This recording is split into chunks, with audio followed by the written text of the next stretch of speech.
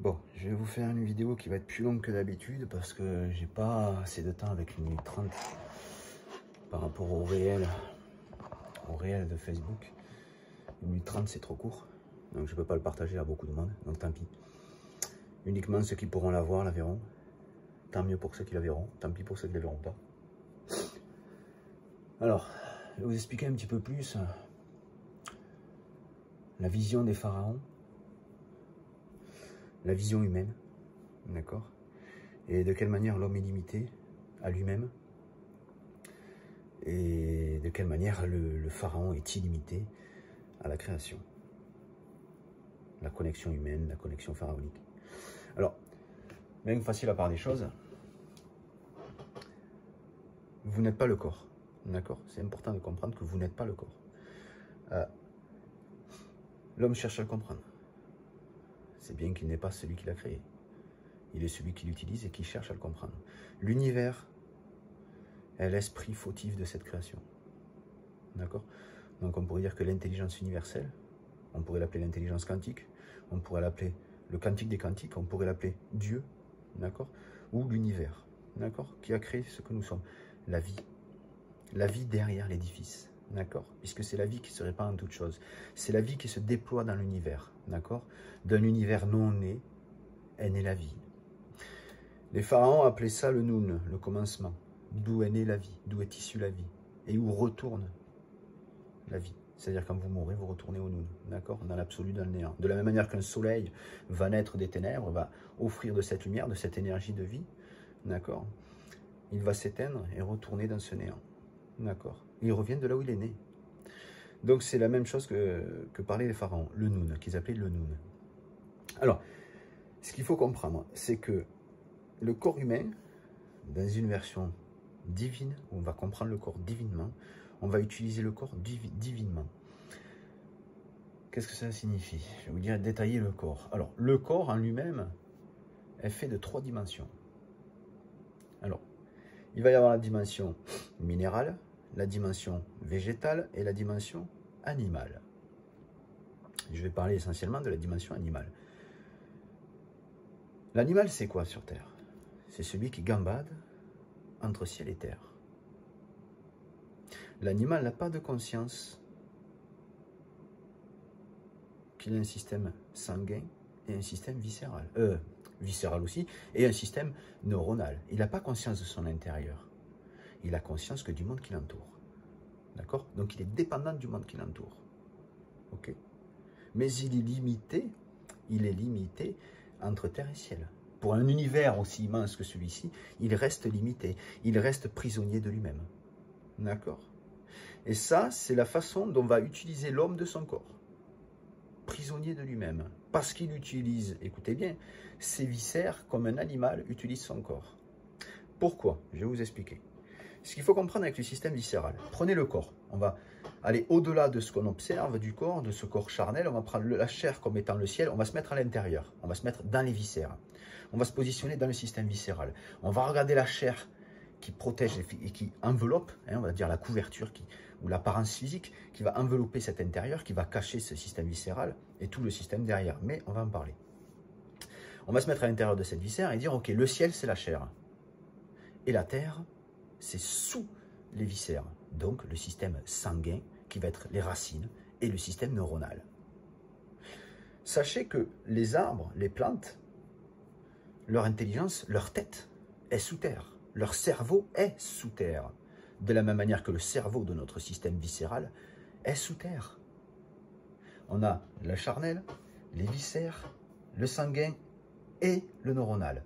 Ce qui est le cerveau de nos viscères est sous la terre viscérale. Ce qui est le cerveau de notre vie animale extérieure est sous la terre charnelle. Donc sous la terre charnelle, il y a le système viscéral, qui est la fonction animale qu'on fait de ce corps humain. À savoir que les pharaons utilisaient des vases canopes pour protéger les viscères. Viscères parle de vis, on a des vis. Donc le système viscéral, le foie, les poumons, les intestins et l'estomac foie, poumon, intestin et estomac, étaient protégés par des vases canopes. Dans des vases canopes, par des entités de la création, entités féminines. D'accord? Et représentés par des animaux, 3 animaux et un à tête humaine. Isis pour le foie avec Amset, à tête humaine. Pourquoi? Parce que si vous voulez, le foie, c'est le seul organe, quelque part, qui n'est pas innervé. D'accord? A contrario, l'estomac, l'intestin et les poumons sont innervés. D'accord? Donc, le foie, Isis et Amset, à tête humaine. Les poumons, Nephthys et... C'est pas évident de se rappeler parce que moi je suis pas avec la mémoire. Nephthys et Hapi, à tête de singe. Pourquoi? Parce que les poumons, c'est la dualité. Il y a 2. D'accord? Il y a 2, c'est la dualité. Le singe, c'est qui? C'est qui fait comme ça là, hein? C'est pas King Kong, le singe, celui qui se prend pour plus fort que les autres, c'est les poumons. Et les poumons, c'est un petit peu l'atmosphère viscérale. C'est l'oxygène viscéral. D'accord? Ok, c'est là où vient l'oxygène. Donc c'est l'atmosphère. Donc c'est cette dualité atmosphérique.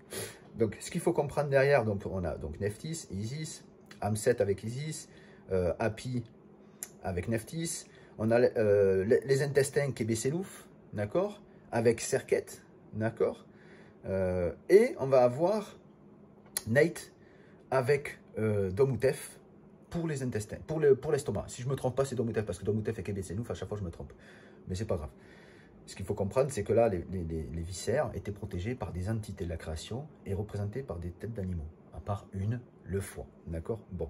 Et représenter des directions de la sphère terrestre, à savoir le nord, le sud, l'est et l'ouest. Sauf que la sphère terrestre, oui, on peut la représenter par le nord, le sud, l'est et l'ouest. Mais l'univers, on ne peut pas.